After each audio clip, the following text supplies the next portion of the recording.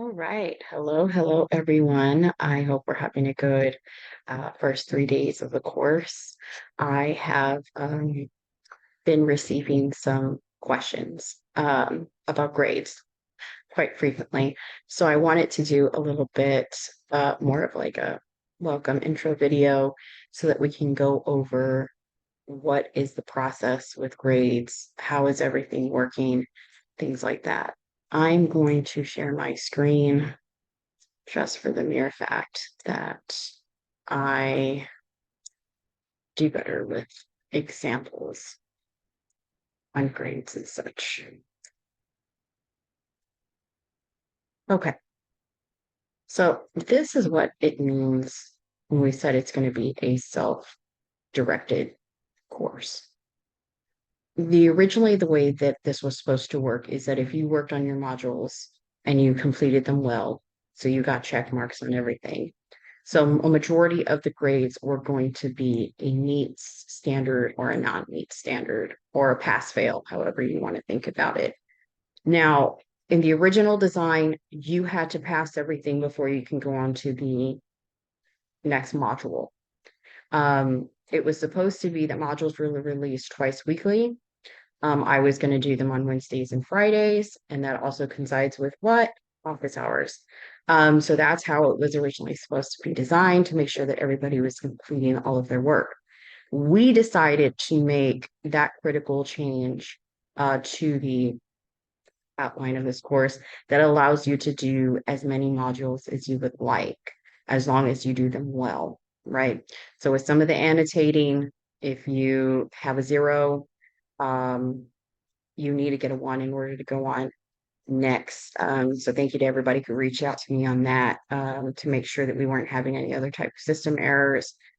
But if you're like, I left a comment, still says zero, you do have to go through the FAQ little module area in order to see what what needs to happen in order to make it a one. So that's why originally you have to choose an A because Dr. Sidabaku was like, I can give you an A as long as you do this many modules and you do them well. So you were almost guaranteed an A.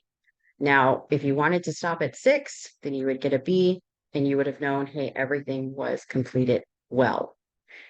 Since everything is open to you, if you do not get a meet standard with some of the modules, it will look like module one and module three could be incomplete, and that could change your letter grading. Okay, now let me go through how I set up my information. Just gonna move this.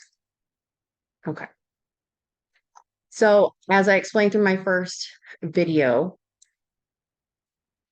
uh, I do I do have a grading feedback sheet because I do not provide individual feedback to everyone. Just because of the way that the summer courses are moving and advancing very quickly, I don't have the opportunity to. Just going to say that right now.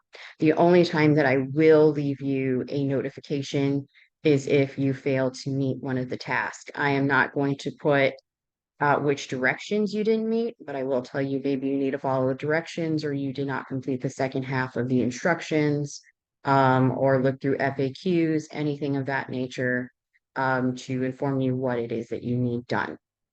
To everybody who's reached out to me in regards to having system errors and malfunctions of any of things that might be loading, anything like that, I will do my very best to help you with some of these issues. But I am not the best at this. You're probably going to know more about these systems and computers than I ever will. So I will tell you, make sure that you are doing proper maintenance, restarting your computers or laptops, tablets, that you are clearing out any type of cache and browsing history to make it easier for things to load. If not, we do have an IT department that can certainly help you. If not, phone a friend, anything like that that you're going to be needing. Okay. So one of the ways that you can ensure that you're not only doing the modules correctly, but you're doing them well, like I said, I'm grading the quality of work, that you're giving good quality of work. And how does that happen? making sure that you are giving enough quantity of material that can be assessed. So if you are giving 5 to 6 words, there is not enough material, right? There's not enough quantity of material for me to make a qualification. So I'm going to say first, let's read all directions. Let's follow all instructions. Seems very simple, right? But that's not always been the case. I'm going to use the grading goal settings as a little bit of an example. Now, of course, since this quiz was worth 0 points, we did not we were not as strict on some of these rules. Um, the only basic criteria is that you had to at least answer all 4 questions. If you did not answer all 4 questions, go back and answer the questions. But some of the instructions that you might want to follow are what are the min and the maximum? How many questions are you supposed to leave in the discussion post? What are you supposed to respond and how can you respond to it, right? That you are responding to it well enough. Question 3, anytime you see that there's a bullet point or you see that there's any type of, numbers of questions listed, I would say you are welcome to leave a 1, a 2, and a 3. You do not have to provide a full paragraph. It makes it easier for grading because I'll tell you why. If you provide an 800-word paragraph, all 800 words could be for question 1. It could be for question 2. It could be for question 3. If I don't know where any of these are going, it could make it a little bit difficult. So anytime you see in the example, or it does say in the instructions, you are welcome to use bullet points, you are welcome to use bullet points. If it says you have to write a complete paragraph, write a complete paragraph. What is a complete paragraph? I would say it's usually more than about 6 sentences. For those of you that are more qualitative, um, you know, type left brain set, look to try to do at least 6 or more questions. The same thing with the annotations. You might want to aim for about 3 well-written sentences. That way you can ensure there's no fragments. You can ensure that maybe it's not the same as a classmate's. So if you are going in there and annotating, oh, this story is located in Central America, most likely other people in the course are going to have the exact same annotation. So that's why you have to maybe do a little bit more to ensure that your comment is being graded. Okay. And then again, like it says, okay, please leave your name, initials. If you put I'm the chosen one, it's not going to count by any means. And again, if you had left one blank, then it would say, okay, question 2 is not met. Question 3 has not been met. And then you would not have been able to have a complete check mark for this particular assignment. And then I would have probably left a note that says like incomplete work or anything like that. So this is one example of why you need to follow the directions. Okay, the directions are one way to ensure that you do these courses well. Another, I would say, is making sure that you are looking through the feedback. I will be providing more and more feedback to assist you as the course goes on. Like I said, I'm just going to be making small notations. So it is your responsibility, since we're opening up all of the modules for you to do at once, is you need to go back and make sure that your stuff is being graded. There's a difference between I have no grade. So no grade means I have not reviewed it yet. Everything's going to be reviewed within 48 to 72 hours. It's in my TA sheet. Or do you have an incomplete? Incomplete is going to look like an X. If it's incompleted, say, is there a note somewhere? There's got to be a note somewhere. If you see a note, complete the note. I am going to ask that once the task is completed, you can do one or two things. You can leave me a note in Canvas, because usually I get an email notification saying you left me some type of note there. It doesn't always happen. You are more than welcome to send me an email that lets me know you complete the task. Your email subject line might look something like E316M, Merit. And since we are working on the goal settings, right, this is the example we're using. So goal settings, question 2 answered. slash completed, right? So this is a good subject line for you to have that tells me this is what happened. Now, of course, please still do your friendly greeting, like, good morning, Ms. Gutierrez. I want to let you know, I saw your note. I have everything updated. You know, please review my answer to see if we can go ahead and move that from an incomplete to a completed. You know, sincerely, Johnny, whatever you would like to list there. That way you're just not sending me a subject line. But this is an example. So let me put example subject. Okay. That way I know that I have something to go back and grade, because I can tell you you have classmates that are already on module 3, 4, and 5. They're speeding through it very quickly. Um, so once I'm done with the intros, I'm not going back to review it unless you notify me in any single way. Because like I said, it's your responsibility to make sure that your grades, that your assignments are showing they're completed and that they were completed well. I do understand that sometimes you might still be working on something. You might leave, one question at midnight, and you might wake up the next morning and leave your second question. So you don't have to worry about that. I'm giving you time to do that. This is if for 2 days you've only had one question and the assignment said you need three, then that's going to be changed to an incomplete. Okay. Now, if you do not see any notification from me whatsoever that says you need a completed task, I would say to check the FAQ handout that's located in the resources for success under the modules. So that's where all of the general information should be on what you need to do for certain journals and other type of prompting. Okay. Now, and then of course, if you've run through all of these, then you should check to see, do I have an email from Ms. G about this assignment? I will only send you an email if it's something like catastrophic, like maybe absolutely out of this world. So another thing about following directions and following the instructions is making sure that we answer the question, right? That we are completing the assignment. If we are asking for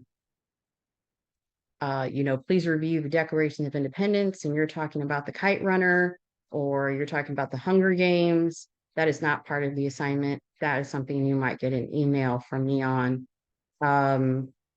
So keep that in mind. Now, if you don't see any of these and you're not sure if there's a grade, or you're not sure why it's still incomplete, then by all means, do reach out to me. You can send me an email because we are talking about certain grades and assignments. There's so much I can send an email, which is why I do have office hours for us to meet face to face. Can talk a little bit more just because of FERPA. We do have to be careful with your information. So this is your checklist that's provided in the grading feedback. The link to this video will be there. I'm sure you'll probably see it in the email that I'm going to send. But that's another resource that you can use. Am I checking the grading feedback? Am I making sure that I'm following some of the directions? Because if one person or two persons or 10 people are doing it wrong, it's beneficial for all of us to know what can we do to improve and make sure that we are completing our assignments very well. You can also make comments on this, put little emojis, any type of questions that you might be needing. Okay, so I think I touched on this a little bit about the bullet points being okay if it is shown in the directions. We still do want to use complete sentences, right? So these are some incomplete thoughts, right? Line 12, the shield. Not enough to answer the question. Okay. And the same thing indicates here, if it does have, like we looked in the example question 3, because sometimes we are typing into Canvas. I understand it might not give you the option of doing bullet points. So you do have any type of options on how to make this look like it's to answer all 3. So you can do just one, you can do maybe 2 over here, right? That's always an option. Now, if you want to do symbols, you can always do like 1, 2, 3, and we can do 1, 2, 3, 4. Okay, so that's a good way to indicate here's question one, here's question two, three, four. Another one would be what, no numbers and just spacing. I just wanted to do that. Okay, question one, two, three. Simple as that. So there's many examples for you to look at because if we had absolutely nothing here, sometimes this is exactly what it looks like. 500 words that I don't know where they're supposed to be. Because you can use 500 words to answer one question. That's absolutely okay. If there's any minimums, always meet the minimums. If there's maximums, if it allows you to go over, by all means, you can go over. So if you want all of this to answer question one, more power to you. Let it answer question one. But if I can't figure out what the heck this answers, you might get an incomplete and maybe a little bit of a notation. Now, some reminders that we want to do. If you are going to be providing exact quotes from the reading and the text, make sure that you have a citation that is being provided in one way or another, either by putting what line, what stanza, what PDF page, the author's name, anything like that. I will tell you with the IA systems, because of the way they're run, if you just put a quote without a citation, it's going to look like you are plagiarizing. And like I said in the last video with academic dishonesty, we have to do it. Like just at least if you provide or make an attempt to provide a citation, that would greatly help. So these are just some of the few reminders that you might want to keep in mind for the first week. Like I said, you can always just come and talk to me or send me an email if you have any questions about this. Just want to give a reminder that this is what I do have my sign up page for Wednesday office hours and Friday office hours so that you can come speak to me for about 10 minutes. Just put your name here and then put something that you might want to talk about. Maybe, intros and opening questions might be one, or you want to talk about journal one prompting, anything like that. So I did want to give a little bit of an announcement. I know we'll be very bombarded with all of the readings that we're doing so far, which is why I'm doing it by video. But thank you so much for bearing with me. Anybody who sent me a little bit of an introduction email, it's very nice to meet you and have you in the course as well. Um, Probably should have done this at the beginning, but since they asked you to do it, I'm going to go ahead and do it as well, right? Like, what are our names? What are our pronouns? Things like that, questions that we have, little emojis or anything. So my first name is pronounced on Alicia. It's actually two Hebrew names put together. I know, shocking. It is pronounced, but despite it being two Hebrew names, it is pronounced in German, Anna Lucia. Now, the way it's spelled in German, there's a lot of E's, there's a lot of C's.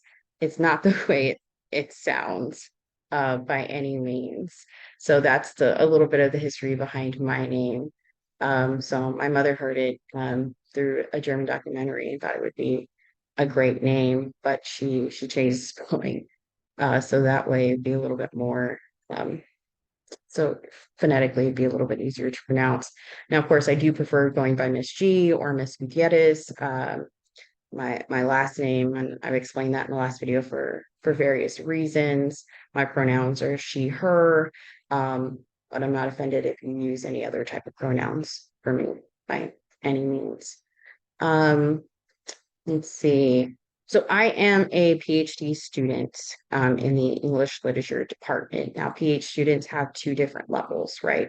There's one where it's like entry PhD, where you're still through your coursework.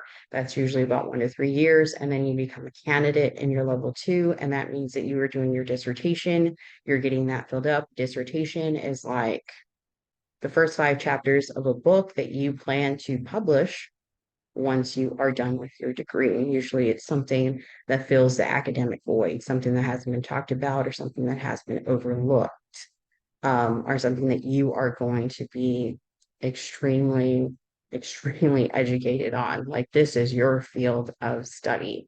So I am in my last year of coursework. So by this time, Next year, I should be in the dissertating process. So the emoji aspect of this, what I would probably pick, I think we all have kind of the same way, right? Like we're like, eh, mm, it is summer school. Nobody likes being in school during the summer. Um, but it's also online, so you don't have to worry about messing with anybody or anything like that. And then I would say my question, which is always my question to you, is how best can I assist you, right? Like I said, I am meant to kind of be your supervisor, and I'm meant to help you get through this course by facilitating and keeping an eye on you. So anything that you can think of that would be more beneficial to you, always reach out to me and let me know because if it's helpful for you, it's helpful for others. I will say I'm not one of those that's going to step on your creativity. If you have a very creative aspect on how you would like to do any of these assignments, by all means, give them a shot.